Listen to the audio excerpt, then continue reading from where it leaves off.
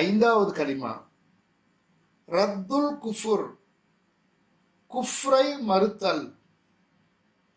அல்லாஹும்ம இன்னி அஊது பிக, இறைவா நிச்சயமாக நான் உன்னிடம் பாதுகாப்பு தேடுகின்றேன்.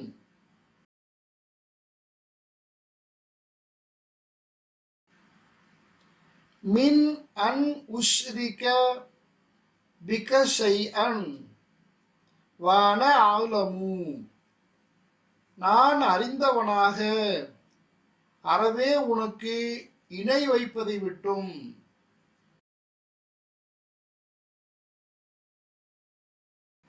வஸ்தக்ஃபிருக லிமா லா அலமு, இன்னும் நான் அறியாமல் செய்த பாவத்திற்கு உன்னிடம் பிழை பொறுக்க தேடுகின்றேன்.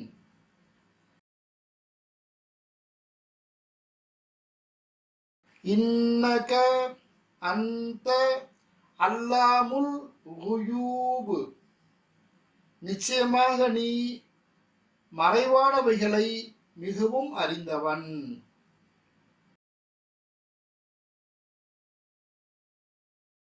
துபுத்து அன்ஹு, ஷிர்க்கை விட்டும் தௌபா செய்து மீண்டேன்.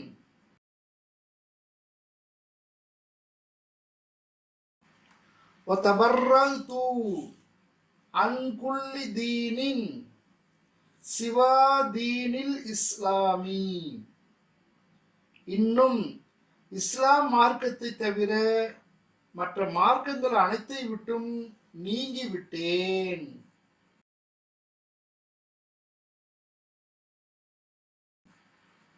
வஅஸ்லம்து வஆமன்து வஅகூலு, இன்னும் நான் இஸ்லாமாகி இன்னும் ஈமான் கொண்டு மேலும் சொல்கின்றேன்.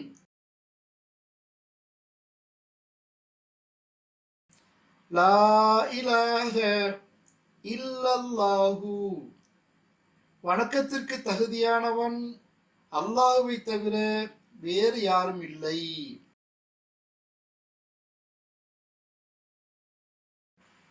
முஹம்மதுர் ரசூலுல்லாஹி, முஹம்மது நபி ஸல்லல்லாஹு அலைஹி வஸல்லம் அவர்கள் அல்லாஹ்வின் திருத்தூதர் ஆவார்கள் என்று சொன்னவனாக நான் இஸ்லாமாகிவிட்டேன்.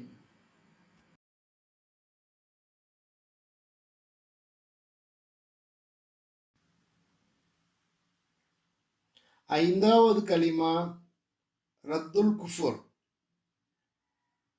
ரத்துல் குஃபுர் என்றால் அல்லாஹு தாலாவிற்கு இணை வைத்தல். இந்த இணை வைத்தலை விட்டும் விலகிக் கொள்வதற்கு ரத்துல் குஃபுர் என்று சொல்லப்படும். ஒரு மனிதன் காலையிலும் மாலையிலும் இந்த ஐந்தாவது கலிமாவை அதிகமாக திக்ர் செய்து வருவதனால் அந்த மனிதனை அல்லாஹு தஆலாவாகின்றவன் தனக்கு இணை வைப்பதை விட்டும் பெரும் பாவங்கள் செய்வதை விட்டும் அல்லாஹ் பாதுகாப்பான். அதிகமாக நாம் இந்த கலிமாக்களை ஓதி வருவது இணை வைப்பதை விட்டும் தவிர்ந்து கொள்வதற்கு இது காரணமாக இருக்கும். ஏனென்றால் மனிதனுடைய இயல்பான குணங்கள் பாவங்கள் செய்வதுதான். அந்த பாவங்களை விட்டும் தவிர்ந்து கொள்ளக்கூடிய ஒரு வாய்ப்பை அல்லாஹ் தஆலாவுடைய பேரருள் இல்லாமல் யாரும் தவிர்ந்து கொள்ள முடியாது.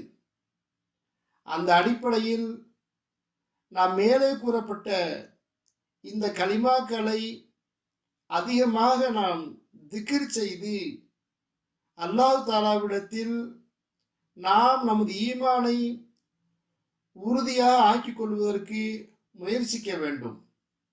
எல்லாம் வல்ல அல்லாஹ் இந்த கலிமாக்களின் பொருட்களை நன்கு விளங்கி அதன் பிரகாரம் நாம் நமது வாழ்க்கையில் அதனை செயல்படுத்தக்கூடிய பாக்கியத்தை அல்லாஹ் தஆலா நம் அனைவருக்கும் தந்தல் புரிவானாக. அஸ்ஸலாமு அலைக்கும் வரஹ்மத்துல்லாஹி தஆலா வபரகாத்துஹு.